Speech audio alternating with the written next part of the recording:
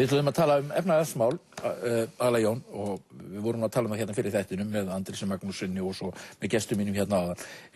Það ekki bara, við erum að horfa upp á kreppu á Íslandi í aðsigi, en við erum líka að horfa upp á kreppu á alþjóðavettvangi, bankakreppu.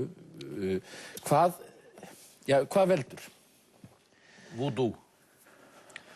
Þetta afleiðingin af voodoo economics, það að segja skottulækninga hagfræði, trúarbragða hagfræði, sem hefur ráðið stærsta hagkerfi heims á undanförnum árum. Ég sagði voodoo. Voodoo þýðir galdrakökl og Bush eldri notaði þetta þegar hann var í prófkjörsbaráttu við Reagan forðum daga. Hann sagði Reagan stæði fyrir voodoo economics. Hann hefði oft mátt geta bætt við. You ain't seen nothing yet. Því að sonurinn hefur heldur betur sýnt mann hvað voodoo Stærsta hagkerfi heimsins sem að hingað til hefur verið litið svo á, eða ef að það fer í skötulíki, þá hefur það auðvitað heimsáhrif. Þannig ef þeir snýta sér, þá fær allur heimurinn kvef. Hvað hefur að gerast?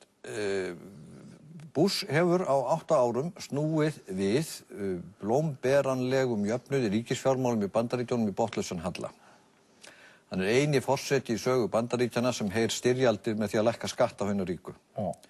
Hann fjármagnar ekki sínar eigin styrjaldir, og styrjaldir Bandaríkjamanna eru ekki bara í Afganistan og Írak. Þeir eru að koma sér upp herstöðvanet allan heiminn til þess að búa sig undir yfirráð yfir öllum auðlindum veraldarinnar. Og þetta allt ófínanserað. Og þar eru þeir að horfa á Kína aðalega. Já, þeir eru að horfa á Kína. Umkringja Kína með herstöðum. Og hver borgar enginn? Kína. Því hver það sem borgar allan fjárlagahallan og viðskiptahallan Bandaríkjanna? Hverjir eru það sem eru stöðugt að kaupa upp ríkisskuldabréf og pappíra fyrir allan þann auð sem hleðst upp í gjaldeyris hvelfingum miðstjórnar kínverska kommunistaflokksins? Það eru þeir sem halda þessu gangandi. Af hverju? Af hverju eru þeir að halda bandaríska kerfinu gangandi og dollaranum? Af því að þeir vilja borga þeir vilja leggja á sig þennan fórnarkostnað til þess að halda bandaríska stóra markanum opnum fyrir sínar útflutningsafurðir. Því að efnahagskraftaverki í heiminu, það náttúrulega í Kína, það mesta kraftaverk allra tíma. Það hefur aldrei jafn margir risið úr örbir til bjargálna í heiminum á jafn skömmum tíma eins og í Kína undir stjórn kommunista. Og þetta útflutningsdrifið hagkerfi eins og Asíumódelið almennt og ef að Bandaríkin fara niður á við og þá gera þeir allt sem þeir geta í miðstjórn kínverska kommunistaflokksins til að bæta fyrir mistök Bushista og reyna að halda þessu gangandi, en nú bara spurningin svo, þetta ekki jafnvel þeim ofviða? Og þetta auðvitað svona í mínu hagfræðilega sögulega minni náttúrulega voða freistandi að bera þetta saman við 29 svarta mánudag og heimskreppunum sem aflaust. Af því hún var líka það sem sameiginlegt að þá var tæknibylting í gangi sem dreif hagkerfi, mikill hagvöxtur, aukin framleiðni og gríðarleg aukning fjármuna og ódýrt lánsfé. Og fyrir 29 þá virkilega hvað við söngurinn bjartsýna trú á endalausum möguleikum heimskapitalismans, bara allir áttu að eignast hlutabréf. Og sprengja var í því fólgin að svo stór hluti af bandarísku millistéttinni var farin að kaupa hlutdeild í græðginni, tóku lán til þess af því að þau voru ódýr. Þetta sameiginlegt. Nú bara svo komið að bandaríska hagkerfið í fullkomnu ójafnvægi. Það bullandi fjárlagahalli, það bullandi viðskiptahalli. Það var með skattalækkunum reynt að halda neyslunni gangandi, þrátt fyrir það að laun í Bandaríkjunum hafa staðnað og jafnvel lækkað því að þetta orðið svo mikið ójafnaðar hagkerfi. Svo gerist eins og alltaf, það gerist eitthvað, einn atburður, og atburðurinn sem gerist var svona. Í uppgangnum þá byrja fasteignaverð að hækka og húsið þitt sem kostaði 50 milljónir það var metið á 150 milljónir. Peningar uxu á trjánum, Greenspan sá það og þeir voru svo ódýrir. Ég gat fengið lán. Ég fekk lán út á veðið sem var ónotað þarna fyrir þessum 100 milljónum viðbót. og ég bara var ríkur. Það verða þannig til ótrúlega miklu peningar. Ótrúlega peningar. Meðan við sko framleiðslu hagkerfi heimsins, þá var þetta spekulatífa fjármagnsstreymi í fjármálageiranum. Það er orðið svo stórt, sko, við höfum ekki mæleiningu á það. En svo gerist þetta og sko, menn bjuggu til pakka, pakka úr þessum fastegna veðlánum sem síðan seldust á markaðnum og sko seldust með miklum afföllum gríðarlegum hagnaði fyrir banka og fjármálastofnanir sem keyptu þetta. Svo bara gerist eitt góðan við dag að húsnæðisverðið hættir að hækka. Það staðnar.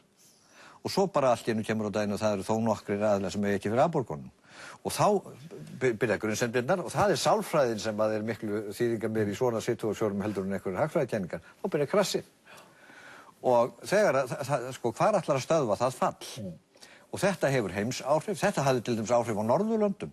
Þetta hafði áhrif hingað á Ísland því að íslensk fyrirtæki áttu í finnskum tryggingafélögum sem höfðu keypt þessar futurpakka og þegar þau krössuðu, þá krössuðum við. Og nú er svo komið að við sitjum uppi með fjármálakerfi sem að læknirinn hérna var að lýsa svona frábærlega áðan. Ég gæti ekki gert það betur. Nei. En hér sitjum við með bankakerfi sem var auðvitað byggt, það byggðist á tiltölulega einföldum hlutum. Það var einkavætt, já, og það var einkavætt eftir EES, þannig að það fekk heimamarkað upp á 350 til 400 milljónir. Á tímabilið þegar peningar uxu á trjánum og kostuðu ekki neitt, þeir tóku gríðarlega mikið af lánum og eignuðust miklar eignir í útlöndum. Hans sagði nú hvernig það hefur ávaxtast. En núna við bara, alveg eins og vöxturinn hjá okkur var miklu hraðari og meiri. Sko, hlutabréfin í Landsbankanum tífölduðust á síðastliðnum 5 árum. Ef þú hefði sett inn hérna 10 milljónir og þau tvöfölduðust á hverju ári, ekki rosalega verður orðinn ríkur og þú hefði getað verið á Grikklandi allan tíma. En nú er það stopp og af því að skuldirnar eru svo miklar að þá koma eftirlitsaðilarnir allir og segja voðalega mikil álög ef þú ætlar að gefa út bréf.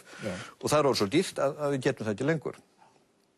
Og banki sem getur ekki tekið lán, hann er nú ekki vel staddur og það er lánastopp. Nú segir til dæmis Jón Ásgeir að bankarnir hérna séu eins og það sé komið fram við þá eins og þeir séu gjaldþrota. Já, hann máttu náttúrulega ekkert segja það. Nei. Hvers konar orðbragð er þetta? Ég má segja þetta. En hann má ekki segja það.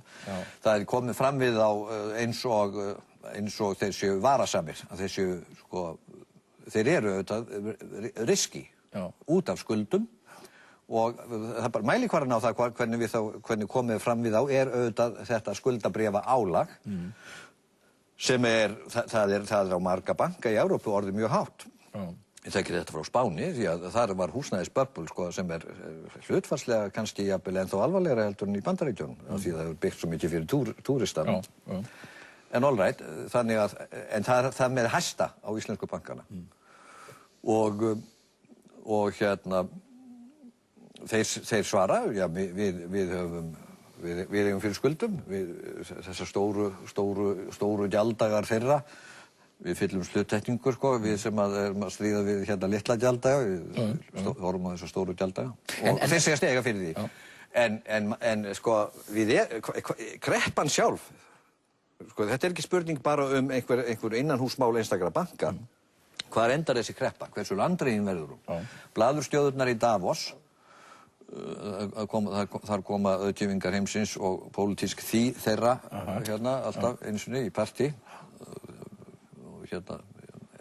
Nafni mín sagði að það sem best væri að gera í Davos það var að koma sér úr skíði góða brekkur þar en þeir voru að reyna að rýna í framtíðin og segja henni bjartsýnu sögðu sko þetta var að versna næstu 6 mánuði en innan ársins sko fer þetta hérna við aftur og þegar maður fór að spyrja nú og hvað til marks það, hvað það sem að gerast sko þetta hófst í Bandaríkjunum og eru eitthvað líkur á því að vúdú-kuklararnir í Hvíta húsinu tæki sig á? Nei, þeir mun ekki gera það. Bush búinn, hann hefur tapað öllum trúverðurleika hvort heldur í efnahagsstjórn eða utanríkispólitík. Samanber það að þegar þeir kumpanar, Bush og Cheney komu að búa til pakka til að auka traust manna á ameríska hagkerfinu og presenteruðu hérna skattalækkanir sem áttu að vera 1% af þjóðarframleiðslu Bandaríkjanna og daginn eftir þá bara hlógu menn. Því að þeir spurðu, hvaðan ætla þeir að taka þessar peningar? Ríkissjóður Bandaríkjanna er ekki með bullandi halla. Hver á að prenta þessa seðla? Það var ekkert mark á því tekið. Bandaríska hagkerfið, sko, þessi stjórn hefur ekkert kredibilitet. Svo lengi sem Bush situr þarna, þá verður ekkert á þessum málum tekið. Svo spurning ég hvort að Obama eða Hillary náðu þessu.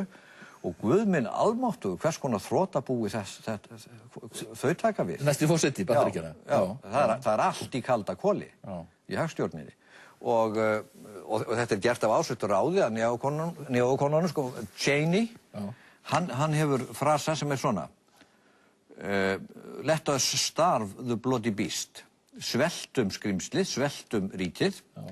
Þetta er ekki hagfræði.